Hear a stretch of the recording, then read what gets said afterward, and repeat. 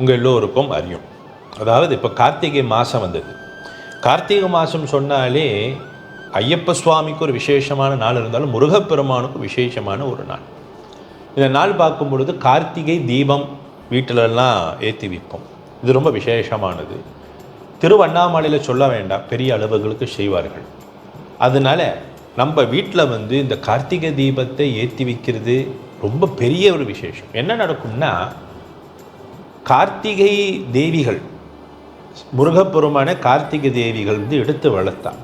ஒரு 6 பெண்கள் எடுத்து முருகப்பெருமான் எடுத்து வளர்த்தா. அதனால தான் இந்த கார்த்திகை பெண்களுக்கு முக்கியத்துவம் கொடுக்குறார் முருகப்பெருமான்.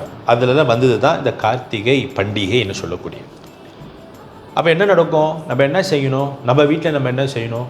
இந்த கார்த்திகை மாதம் முருகப்பெருமானுக்கு இந்த கார்த்திகை திருக்கார்த்திகைன்னு சொல்லக்கூட நட்சத்திரம் வரும்பொழுது நீங்கள் பார்க்கலாம், எங்கே எப்போ வருதுன்னு பார்த்துக்கோங்க. அன்றைக்கி உங்கள் வீடில் சுத்தபத்தம் பண்ணி வீட்டு வெளியே வீட்டு பூஜை அறையில் காமாட்சி அம்மை விளக்கு, குத்து விளக்குலாம் ஏற்றி வச்சுக்கோங்க.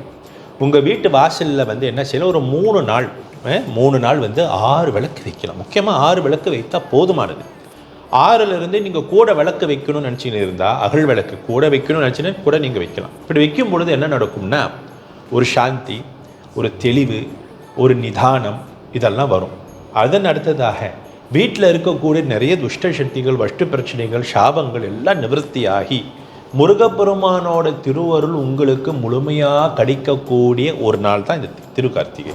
அதனால் இந்த திருக்கார்த்திகை அன்னைக்கு பிரார்த்தனை பண்ணி சைவமாக இருந்து உங்கள் பூஜை அறை சுத்தம் பண்ணி அங்கே நல்லா குத்து விளக்கெல்லாம் ஏற்றி சுவாமி நல்லா பிரார்த்தனை பண்ணி அன்று இரவு சாயந்தரம் ஒரு 6 மணி அளவில் 7 மணி அளவில் வீட்டு வாசலில் 6 கார்த்திகை விளக்கு கூட நீங்கள் வைத்து பிரார்த்தனை பண்ணிங்கனால் நிச்சயமாக நீங்கள் நல்லா இருக்கலாம். முருகப்பெருமானோட திருவருளும் கார்த்திகை அம்பிகையின் திருவருளும் உங்களுக்கு முழுமையாக கிடைக்கும். நீங்கள் எல்லாரும் நல்லா இருப்பீர்கள்.